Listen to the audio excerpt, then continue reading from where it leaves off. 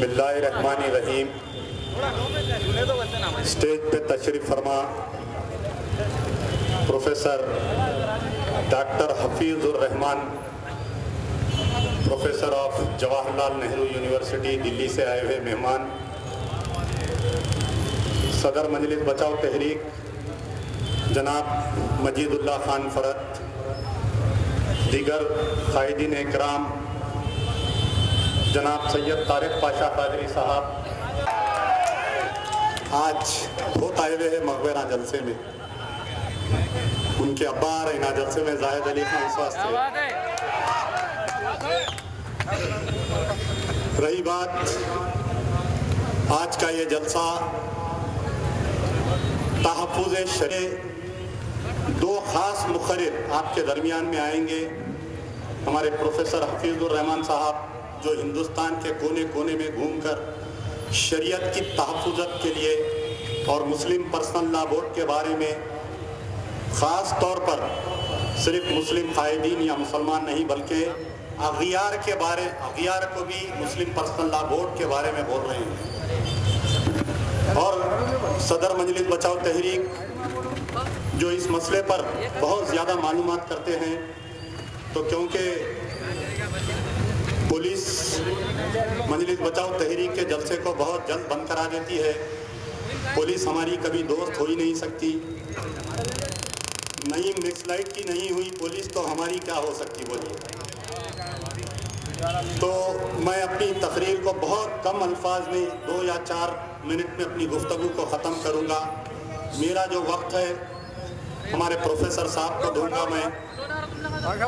आज क्या हिंदुस्तान में बहस क्या चल रही है ये कई लोगों को मालूम नहीं है कि शरीयत को आज हिंदुस्तान में बचाने की वजह क्या आ गई, मजलिस बचाओ तहरीक जलसा क्यों कर रही है, तो आज हिंदुस्तान में आखिर ये क्या वजह चल रही है। ये मसला आज का कल का नहीं है। मैं समझता हूँ कि हिंदुस्तान अभी आज़ाद नहीं हुआ था। ये जो आरएसएस का फॉर्म होने के थोड़े दिन के बाद से, अभी आरएसएस फॉर्म नहीं हुई थी, आरएसएस से पहले एक जनसंघ नामी एक तंजीम चलती थी। ये लोग जाकर इजराइल में बैठकर स्टडी किए। हिंदुस्तान से यहाँ से बहुत ज़्यादा लोग गए थे 1900, क्योंकि आप जो पढ़ा लिखा तबका है आज गूगल को देख रहा है, ये लोग बताएंगे कि लोकमान्य तिलक, बाल गंगाधर तिलक के नाम से एक आदमी था हिंदुस्तान में जो कांग्रेसी था, और कांग्रेस में एक मिलिटेंट विंग बनाए थे ये लोग मुसलमानों को लड़ने के लिए। बाद में कुछ इख्तिलाफात हुए, कांग्रेस से वो लोग अलग हुए, तो एक 10 मेंबर रुकनी कमेटी उस जमाने में इसराइल गई थी। और उस जमाने में ये लोग एक कॉमन सिविल कोड होना चाहिए हिंदुस्तान में, यानी कॉमन सिविल कोड के मायने क्या है कि हिंदू के घर में अगर शादी होंगी या मुस्लिम के घर में अगर शादी होंगी, क्रिश्चियन के घर में शादी होंगी या पारसी के घर में शादी होगी, तो तमाम के लिए एक ही कानून होगा। यानी कल के दिन अगर कॉमन सिविल कोड आएगा तो काजी अगर आपका निकाह पढ़ाएगा तो आपको लाजमी हो जाएगा कि आप जाकर वहाँ के दफ्तर में वक्फ बोर्ड का सर्टिफिकेट आपको नहीं चलेगा, बल्कि मैरिज रजिस्ट्रेशन एक दफ्तर है, उसके अंदर आपकी शादी को दोबारा आप जाकर वहाँ पर उनके सामने शादी करना पड़ेगा। तो ये साजिश जो है बहुत पुरानी है, 1900 से ये साजिश चलते आ रही है। हिंदुस्तान आज़ाद हुआ, उसके बाद में कॉन्स्टिट्यूशन बना। अल्लाह अच्छा रखे, बेचारे भीमराव अम्बेडकर जो चेयरमैन थे, कॉन्स्टिट्यूशन कमेटी बनाने के जो चेयरमैन थे, उन्होंने बहुत ही इंसाफ के साथ, सबके साथ एक इंसाफ किया, हर मज़ाहब के साथ इंसाफ किया। ये कहा कि हिंदुस्तान में अगर मुसलमान है तो वो अपनी शरीयत के हिसाब से शादी करेगा, शरीयत के हिसाब से वो अपनी अहलिया के साथ रहेगा, शरीयत के हिसाब से उसके जायदाद का बंटवारा होगा। हिंदू है तो हिंदू एक्ट बनाया गया, क्रिश्चियन है तो क्रिश्चियन एक्ट बनाया गया। और सबसे बड़ी बात ये लोग आज नहीं मालूम, जो लोग टीवी चैनलों पर आकर बहस कर रहे हैं उनको ये बात नहीं मालूम।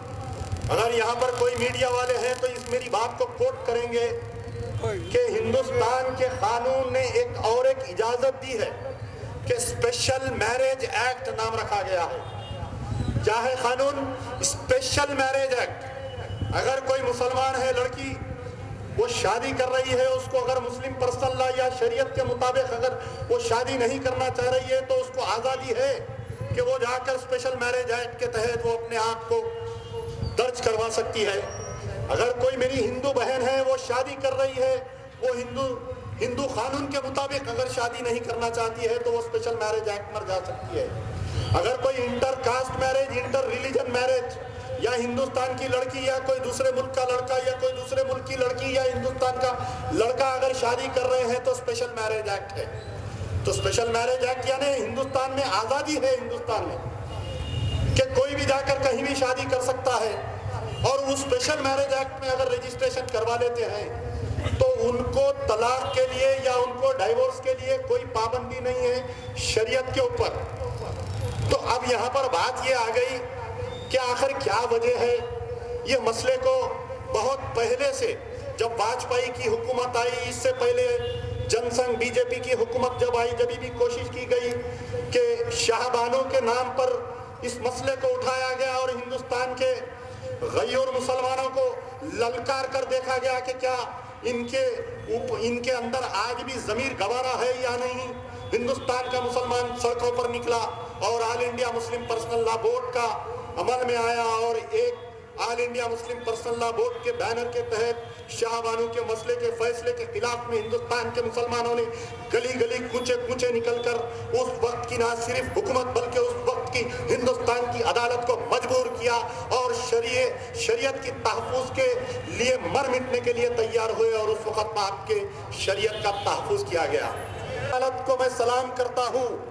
एक तरफ यही हिंदू विश्व हिंदू परिषद, आरएसएस, बीजेपी वाले खुलकर ये दावा कर रहे हैं, खुलकर दावा कर रहे हैं कि हिंदुस्तान में बाबरी मस्जिद के मसले पर हम अदालत का फैसला नहीं मानेंगे, और दूसरी तरफ ये साजिश के तौर पर कह रहे हैं कि अगर कल के दिन कॉमन सिविल कोड की बात आ जाएगी तो मुसलमानों को इस फैसले को मानना पड़ेगा। वाह, बड़ा अजीब रिवाज है। तुम्हारे मसले पे तुम हिंदुस्तान के फैसले को नहीं मानते और अमजदुल्ला खान को तुम भी हिंदुस्तान का फैसला शरीयत के मामले में मानने पर कैसे मजबूर कर सकते हैं? तुम भी शहरी, मैं भी शहरी, तुम भी हिंदुस्तानी, मैं भी हिंदुस्तानी। हिंदुस्तान में अगर कान खोलकर सुन लो, ये एसबी इंटेलिजेंस वाले अपने कैमरे खोलकर रिकॉर्ड करो अमजदुल्ला खान की बात को। अगर हिंदुस्तान में अगर आरएसएस, बीजेपी, संघ परिवार, विश्व हिंदू परिषद अगर बाबरी मस्जिद के मसले पर अदालत का फैसला नहीं मानेंगे तो मैं समझता हूं कि इस तलाक के मसले में हम भी अदालत के कोई फैसले को नहीं मानेंगे। बतलाओ, हमारी शरीयत हमारे लिए अदालत है, हमारा कुरान हमारे लिए अदालत है, हमारा इमाम हमारे लिए अदालत है, हमारा सब कुछ हमारे लिए है। अगर फैसला मुसलमानों के खिलाफ अगर कोई आएगा, हमको ये शक व शुबा क्यों है ये मैं बतलाना चाहता हूँ। कल के दिन फैसला हमारे खिलाफ में आएगा, ये शक की बुनियाद पर मैं कह रहा हूँ। लॉ कमीशन को, हिंदुस्तान की गवर्नमेंट ने लॉ कमीशन को ये पूछा है कि राय अम्मा बनाइए, राय लो नहीं कहा।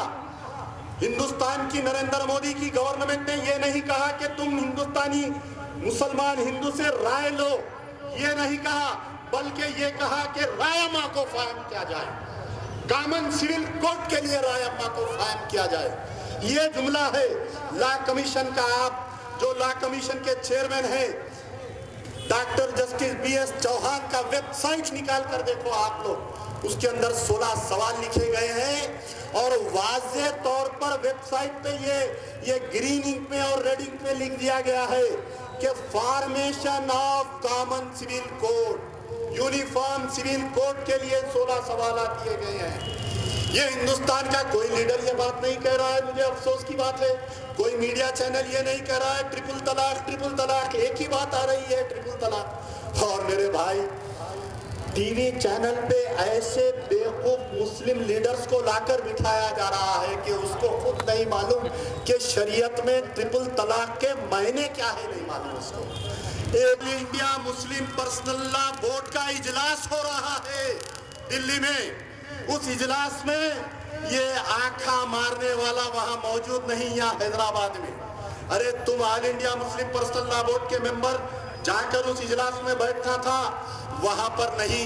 All India Muslim personal law board ने वाज़े तौर पे करार दे दिया कि पूरे मसलकों के नुमाइंदे वहां पर बैठकर ये वाज़े कर दिए कि लॉ कमीशन की तरफ से जो 16 सवालात दिए गए हैं, कई लोगों को ये नहीं मालूम कि 16 सवालात है क्या हिस्सा, ये 16 सवालात है क्या हिस्सा, किस बदतमीजी के 16 सवालात है। इसके अंदर जो 16 सवालात है, इसमें पहला सवाल ये है कि are you aware that article 44 of the constitution of India provides that the state shall endeavor to secure for the citizens of uniform civil code throughout the territory of India। वाह लॉ कमीशन, वाह, ये law commission नहीं, ये RSS का commission दिख रहा है। ये पहले सवाल में क्लीन बोल्ड क्या हुआ? पहले सवाल कि इसमें ये बोल रहा कि are you aware that article 44 कि जब 100-150 का मजमा एक निहत्ते ज़ईफ को कुचल कर मार रहा था, ये आर्टिकल 44 उसको नहीं गया बचाने। जब मेरी बहन इशरत जहां को एनकाउंटर कर दिया गया, ये आर्टिकल 44 नहीं गया बचाने। अरे जिस वक्त गुजरात में इशरत जहां जाफरी के घर में घुसकर, जो कांग्रेस के मेंबर ऑफ पार्लियामेंट साबिक आते उनके घर में घुसकर, हसन जाफरी के घर में घुसकर जब एक निहत्ते ज़ईफ को मार रहे थे, ये आर्टिकल 44 कहाँ गया लॉ कमीशन? मेरा सवाल तुमसे है, ये लड़ाई अब कोई अदालत की लड़ाई नहीं रही, ये मुसलमानों के तहफ़्फ़ुज़ की लड़ाई है। ये लड़ाई याकूतपुरे की इस गली से लेकर ऐवाने पार्लियामेंट तक, लाल किले तक जाएगी ये लड़ाई। दिल्ली में ये इजलास में ये बोले कि हम लॉ कमीशन का बायकॉट करेंगे। अरे तुम all India Muslim personal law board के मेंबर फौरी बुलाए, अपने 4 चोर चैनल वालों को बुलाए। किसको? Star news. अरे 24 घंटे स्टार न्यूज, वो एबीपी चैनल जाके उनकी गली का रूबी उबी चैनल हो जाएगी। इन्हें आया फौरी टीवी पे, इन्हों आ गए टीवी पे, आके बोले कि मजलिस इत्तेहादुल मुस्लिमीन लॉ कमीशन को अप्रोच होंगी। कितनी बड़ी बेइज्जती हो गई all India Muslim personal law board की। एक तरफ पूरे मुसलमानों के मसलक, पूरे तमाम फिरकों का जमा, all India Muslim personal law board Delhi से ऐलान कर रहा, नरेंद्र मोदी की नींद उड़ गई, आरएसएस की नींद उड़ गई, बीजेपी की नींद उड़ गई। लेकिन ये बच्चा बैठ के बोल रहा कि नहीं, लॉ कमीशन से हम रुजू होंगे। अब्बा भी रुजू हुए थे पीवी नरसिम्हा राव की अदालत में, अब इन्हों रुजू होंगे, कहते इन्हों जाके जवाब देंगे। एक तरफ आप बोल रहे हैं कि all India Muslim personal law board का मैं मेंबर हूँ, फिर एक तरफ मुस्लिम पर्सनल लॉ बोर्ड के खिलाफ में जा रहे हैं। मुसलमानों, ये आज लम्हे सोचने की घड़ी है। अगर ना सोचेंगे, याद रखो, कल अगर कॉमन सिविल कोड आ जाएगा तो बहुत बुरी बात है कि खाजी आपका निकाह नहीं पढ़ाएगा, बल्कि जाके कोई रजिस्ट्रेशन मैरिज एक्ट में वहां पर कल के दिन कोई मर जाएगा तो उसकी जायदाद की तकसीम शरीयत से नहीं होगी, बल्कि एक हिंदुस्तान में नया कानून आएगा, उससे होगी। हम यहाँ पहले तेरे को बहुत अच्छा आदमी समझ रहा था मैं। हाँ, ये जफर सरेस वाला बैठ के हमारी यूनिवर्सिटी में बोल रहा, प्रेस कॉन्फ्रेंस में क्या बोल रहा उन्हें कि जफर सरेस वाला क्या बयान दिया कि नहीं, अभी कॉमन सिविल कोड की बात नहीं हो रही है और अभी यहाँ पर मुसलमानों के लिए कोई नुकसान की बात नहीं हो रही है। लॉ कमीशन के वेबसाइट पे लिखा हुआ है कि formation of common civil code में आपकी राय दो, यानी हुकूमत जहन बना ली है कि फॉर्मेशन ऑफ सिविल कोड। तो इन बातों को आप मद्देनजर रखिए। मजलिस बचाओ तहरीक के जलसे होते रहेंगे। बाहर से मेहमान मुकर्रर आए हैं। बिरादरम हमारे प्रोफेसर हफीजुर रहमान साहब से मैं गुजारिश करूंगा कि बड़े तफसील से पूरे हिंदुस्तान के हालात आपके सामने रखिए। यार जिंदा सोबर पर